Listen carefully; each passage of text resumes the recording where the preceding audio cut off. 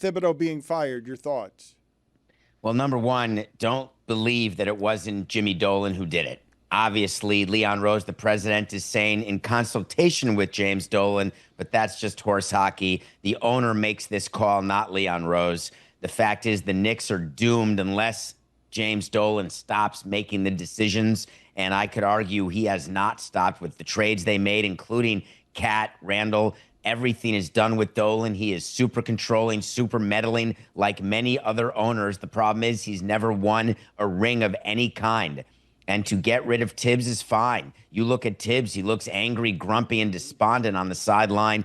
You question their defensive schemes. You question the fact they couldn't deal with Indiana's full court press. You look at the makeup of the team and realize that Leon Rose isn't doing his job either, as they were outmatched by Indiana and certainly would have been by Oklahoma City. As far as I'm concerned, move right along, find someone else. But if it's still Jimmy Dolan running it, the Knicks will never win a title in my lifetime, and that bothers me. How do you greatly. know all of this? How can you speak with such absolute authority? Can I let me just Because I used to run a team that had an owner just like it. All right, so let me ask. So I get it.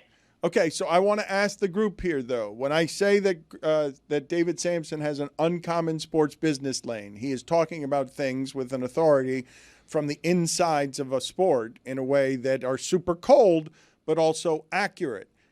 How can you say with such conviction all the things you're saying when that requires reporting, David? It requires in order to know that James Dolan made that decision is to know the inner workings of the Knicks, and the Knicks have changed how they were doing management. The new management of the Knicks was being allowed by James Dolan to do what it is that they wanted to do. I'm sorry, where did you get that information? Is that from Pablo Torre? That's what's been reported, David. What do you mean from Pablo Torre? You understand that I could get anything reported. All I have to do is get it out there. Hey, George Steinbrenner let Brian Cashman and Joe Torre run the Yankees, and that's why they got successful after my suspension, and that's when everything changed. Oh, wait a minute. We had Jeter, Posada, Pettit, etc., and a few guys doing steroids.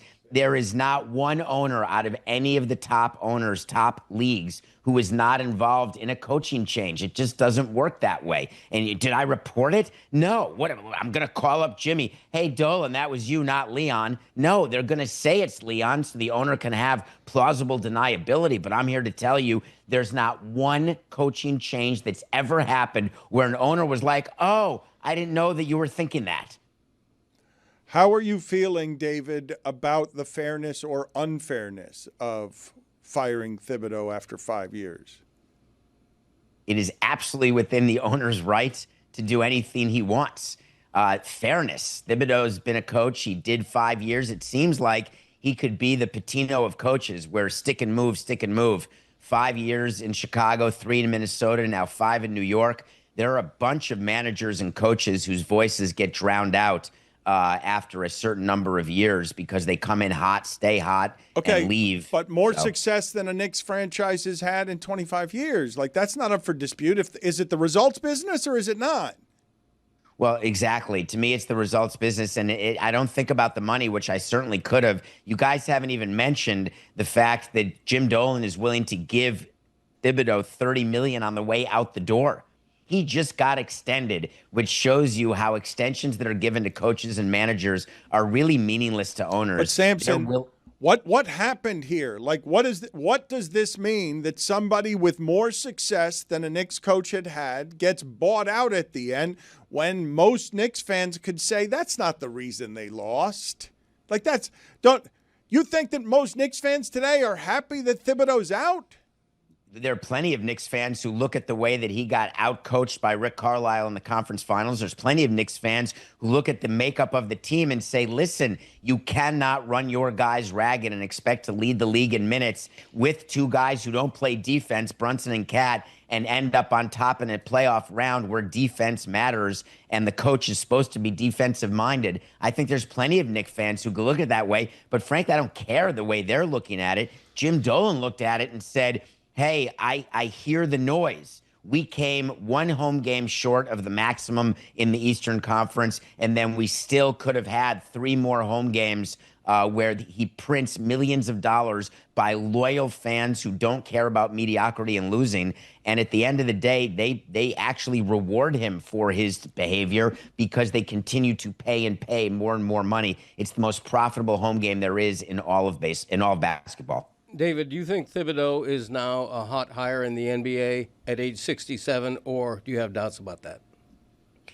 I think, and this is going to be a little ageism, and I don't want it to be given who I'm talking to and me, Greg. I would like to believe that he would be able to have one more run with the team. But the way that coaches are being hired now, like managers, it's not as many retreads. You know, the Ron Washingtons are really drowned out by some up-and-coming bench coaches who, like a Joey Espada, who gets an opportunity finally, or a Brandon Hyde. Obviously, he's been fired since. But I think that the Knicks will be very telling.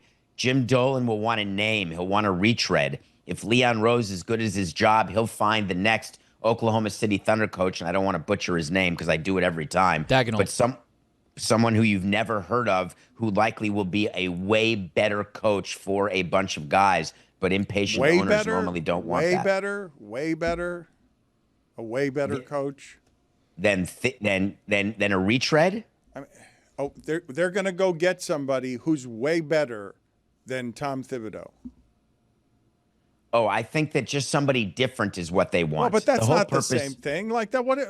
How much but that's better? Why changes get made. Okay, but David, yes, can you explain to me why you get such glee out of the fact that James Dolan is one of the worst owners and he has this power and he flings it around and he continues to make money and win even though he's a buffoon?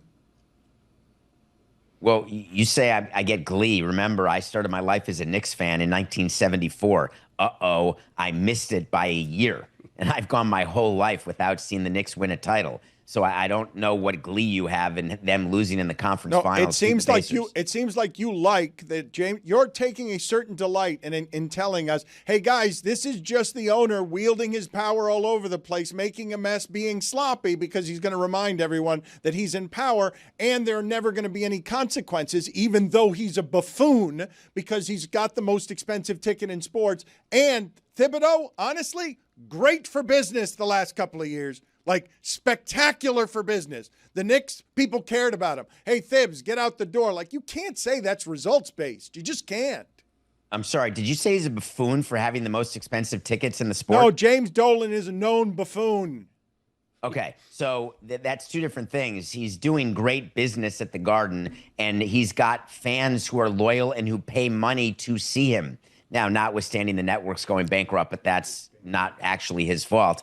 So I would just argue this on behalf of Dolan, and it's hard to argue on behalf of someone who is perceived the way he is, but he looks at that and says to the fans, I want you to have a title. He doesn't really mean that because he wants more home games and himself to have a title, but he says we failed. Therefore, a change is coming. I'm not going to fire Leon Rose because it makes us look too disorganized. So we'll fire Tibbs. We'll bring in someone with the hope of we're going to get you where you want to be next year.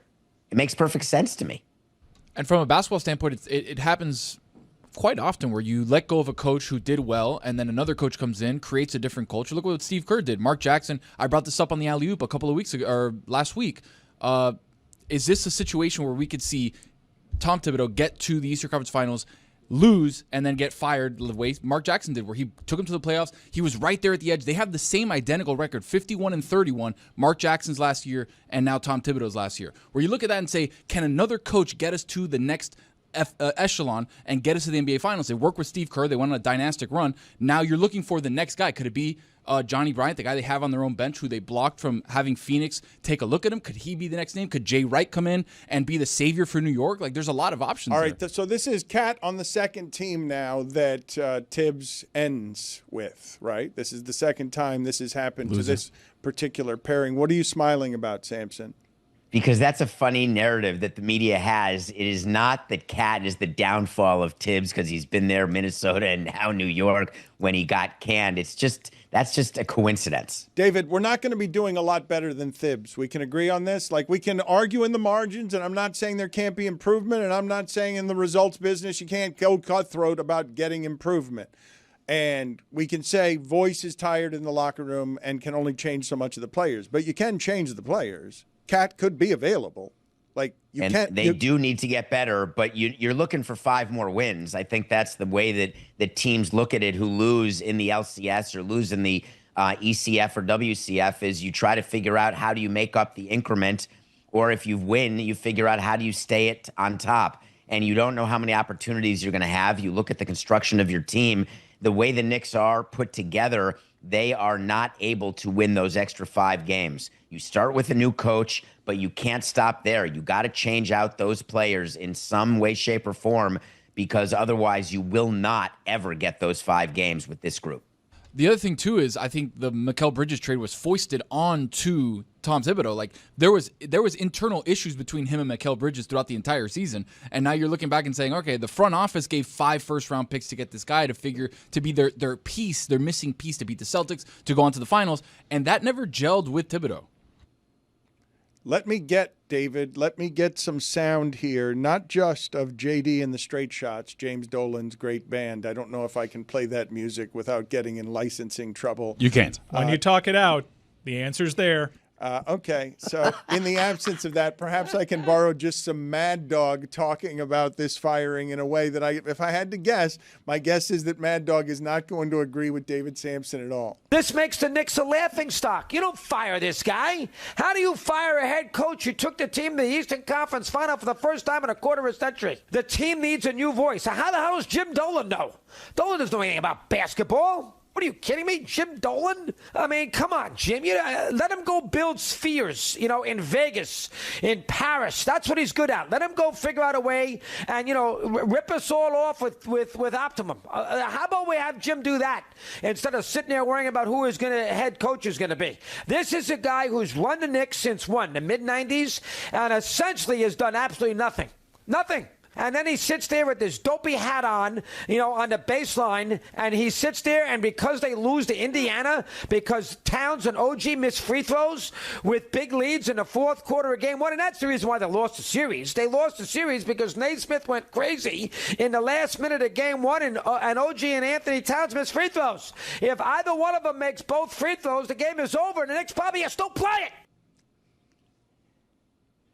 Known buffoon.